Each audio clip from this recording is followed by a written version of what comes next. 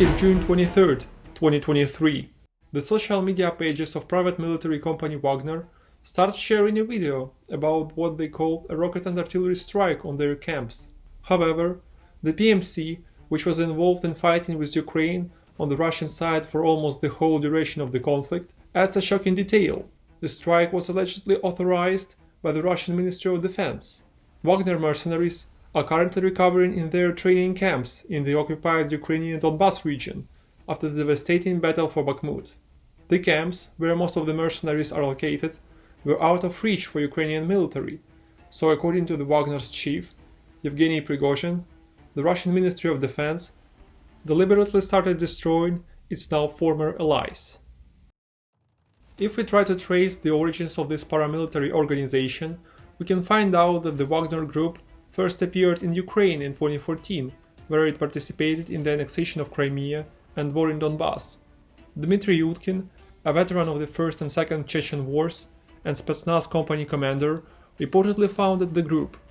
However, Wagner's most prominent figure is its chief, Yevgeny Prigozhin, a former Russian businessman with close ties to Russian President Vladimir Putin. PMC is often referred to as his private army, or even a secret branch of the Russian Ministry of Defense that unofficially operated in support of the Russian interests in Ukraine, as well as African and South American countries. For its operations, the organization often uses assets of the Russian army. For example, in Bakhmut, Wagner reportedly had their own aviation and artillery, which hints high level of cooperation with Russian government and military. While Wagner Group actively participated in the Russian invasion of Ukraine, it expanded quite significantly, growing from around 8,000 men in April 2022 to around 50,000 men in December of the same year. These numbers are very rough estimates, but they accurately reflect the scale of the expansion. Yevgeny Prigozhin was permitted to personally recruit people from prisons across Russia to fight in Ukraine for official clemency. PMC also expanded its recruiting campaign and actively used Battle for Bakhmut, which turned into Russian favor, as an advertisement, claiming popularity among common citizens. Prigozhin was growing up as a new public and to some extent political figure, which at some point triggered the conflict with Russian Ministry of Defense. Wagner's chief boasted that only his units can advance, in contrast with the whole military that was capable of only defending captured positions. His comments about Russian troops quickly precipitated into the ban on recruitment from prisons. Shortly, mercenaries started to complain that the Ministry of Defense intentionally does not provide them with ammunition in the midst of battle for Bakhmut.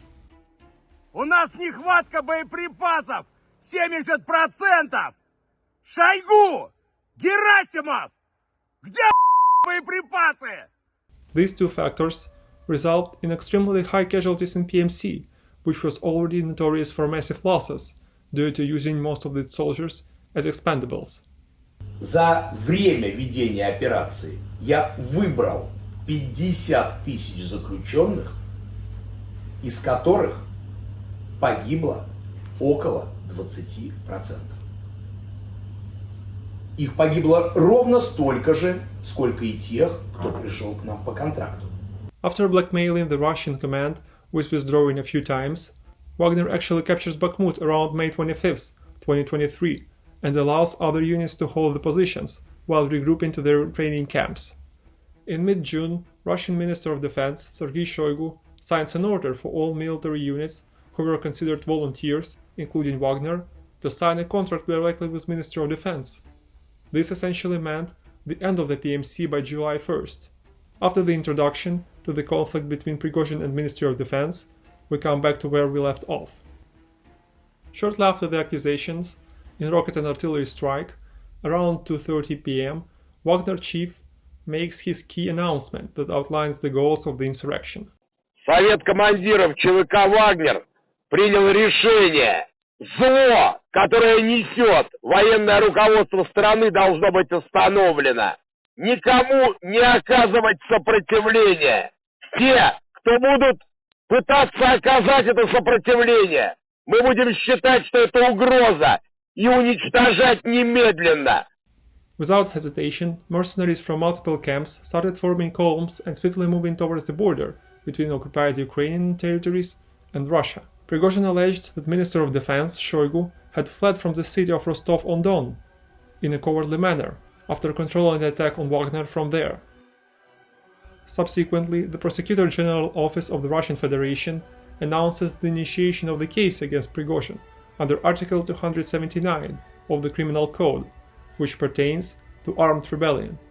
At midnight, several Russian generals addressed Prigozhin in videos, asking him to stop. At the same time, Wagner column crossed the border in checkpoints at Voloshino and Novoshakhtinsk without much resistance. Meanwhile, in most Russian cities that are close to Ukraine, as well as in Moscow, all police and National Guard units are placed on high alert, conscripts are armed, and some light armored vehicles of the Russian military appear on city streets. At the same time, Prigozhin continues releasing the updates in social media, which is extremely atypical for such situation, but allows us to build the whole picture. Note, however, that Wagner's chief portrays events from his standpoint, and those messages serve solely his interests, so once he is cited, take it with a pinch of salt. Around 2:30 p.m., Prigozhin tells that the chief of the general staff authorized airstrikes on the columns of Wagner, which are moving among civilian cars and trucks, and thanks a few pilots who refused to comply with the order. In an hour, another message is published where Prigozhin declares that his mercenaries destroyed the first Russian helicopter that was attempting to conduct an attack. In reality, Wagner mercenaries at this point actually destroyed two Mi-8 MTPRs, which are unarmed as they serve as electronic warfare platforms. Apparently, one of the PMC columns approaches Rostov, as the first videos of the firefights emerge on the outskirts of the big city that hosts the headquarters of the Southern Military District. The skirmishes were extremely brief, as by 5 am, Wagner columns entered the center of Rostov, encircling the headquarters of the Southern Military District.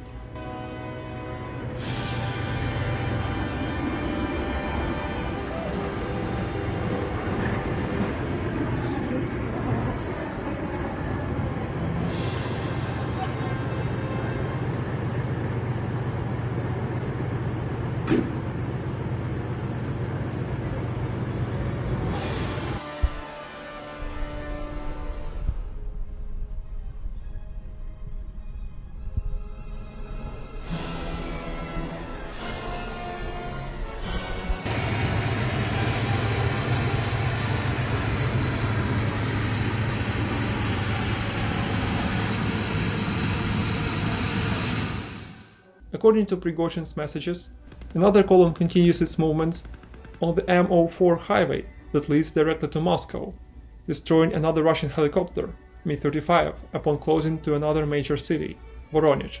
At 7:30 am, Prigozhin himself appeared at the headquarters of the Southern Military District, announcing that Wagner PMC seized control over the few military airfields, most likely Milerovo and Rostov Center. In another video, he has a brief talk with two generals, one of which is the deputy chairman of the general staff. Еще раз, мы сюда приехали, мы хотим получить начальника генштаба и Шойгу. Пока их не будет, мы находимся здесь, блокируем город Ростов и идем в Москву. By 10 am, Wagner enters Voronezh, seizing control of many military infrastructure objects in the region. At this point, they traveled halfway to Moscow. On border crossing Bugaevka, 180 Russian servicemen and security officials refused to interfere with the actions of the PMC and laid down their arms after being completely encircled. At the same time, the address to the nation of Vladimir Putin is released, where he denounces Wagner's actions as treason and pledged to quell the rebellion. А то, с чем мы столкнулись, это именно предательство. Непомерные амбиции и личные интересы привели к измене. И наши действия по защите Отечества от такой угрозы будут жесткие. Все, кто сознательно встал на путь предательства, кто готовил вооруженный мятеж, встал на путь шантажа и террористических методов, понесут неименуемое наказание. Around 11:30 am, Russian attack aviation executes airstrikes with bombs on the M04 highway, destroying a few civilian and cargo cars, as well as a few rebel supply vehicles. However, due to extremely low accuracy, the damage to the Wagner is minimal. In exchange, around noon, mercenaries shot down the IL-18, which actually was disguised IL-22 air command post, actively used as a repeater for guiding Russian aviation on the territory of Ukraine. By noon, PMC Wagner enters Buturlinovka and the local military airfield, seizing control over it. Ramzan Kadyrov, the head of the Chechen Republic, declares that he sends his soldiers and members of the National Guard to Rostov. At the same time, while the Russian K-52 helicopters tries to attack Wagner troops in Voronezh, is targeted by rebels' Strela-10 SAM system. One of the missiles misses, but falls on the territory of the local fuel depot, setting it ablaze. The helicopter, however, is soon shot down after the missile scores a direct hit and instantly kills the crew. Skirmishes continue in Rostov and Voronezh, but their scale hints that most of the Russian security forces avoid direct combat with mercenaries, and the Putin's forces try to mitigate the attack mostly with aviation, which is quite ineffective. By 2 p.m., the reports also mentioned that Mi-8 MTPR was damaged and performed an emergency landing in Voronezh region. Separate units of Wagner are seen in the Lipetsk region. Here, Putin's forces start destroying roads to halt rebels' advance.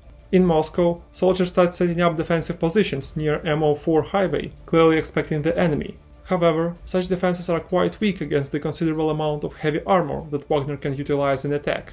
Many government planes and business jets leave Moscow, reportedly evacuating Putin, military command, government officials, and major businessmen. In the Voronezh region, the roads are blocked by multiple trucks, which were easily cleared with the above-mentioned armored vehicles. Another Mi-8 is destroyed by manpads near the bridge to the town of Tambov, which is shown in the video. Russian aviation bombs the bridge that connects the towns of Anna and Borisoglepsk in the Voronezh region, most likely to prevent Wagner units from reaching the warehouses with nuclear weapons located in the town. Vanguard units of the rebels were already seen in Moscow region, when, as suddenly as it all began, it all ended. Around 8 p.m. on June 24th, the president of Belarus, Alexander Lukashenko, announces that he brokered a deal between Prigozhin and Putin, and that they all reached agreement.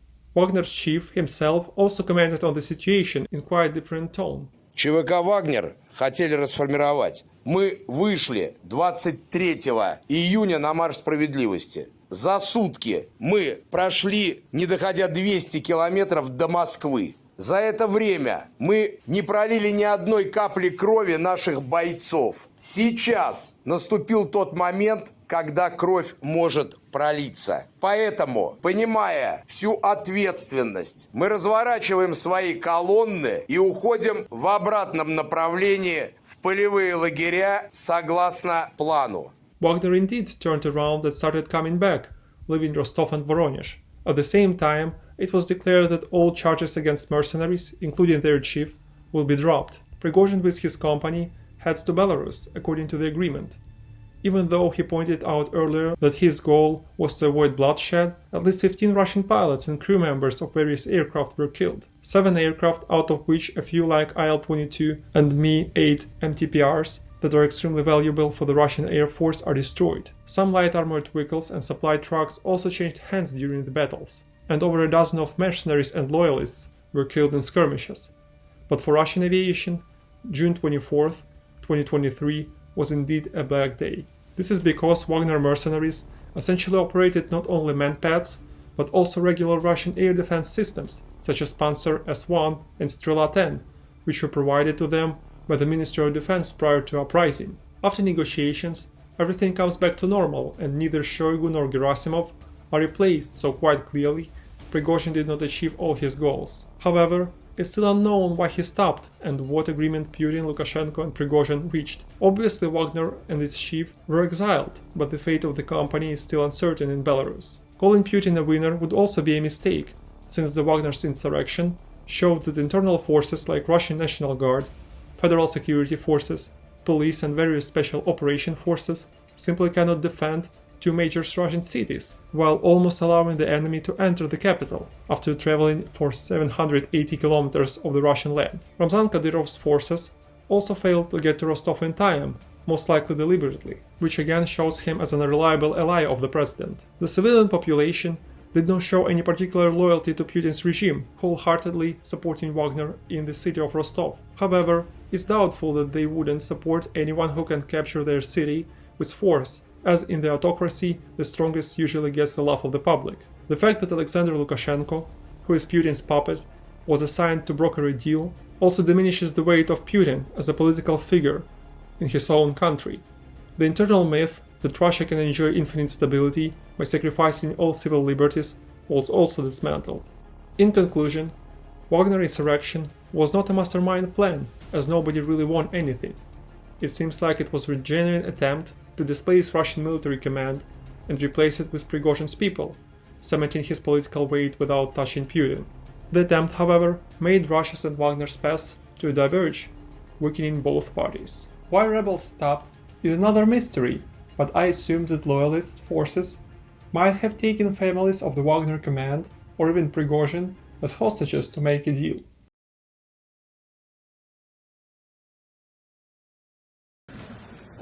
Приветствую, парни! Рады вас всех приветствовать!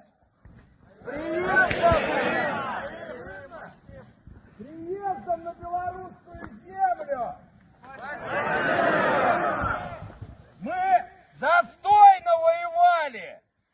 Вы сделали для России очень много!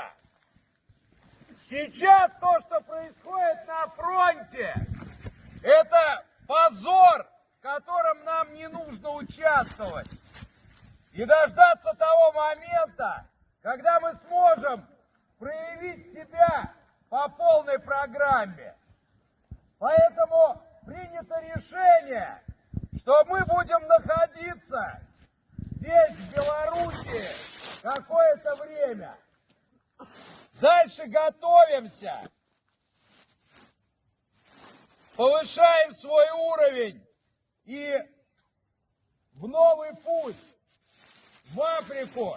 И, возможно, вернемся на СВО в тот момент, когда будем уверены, что нас не заставят посрамить самих себя и наш опыт.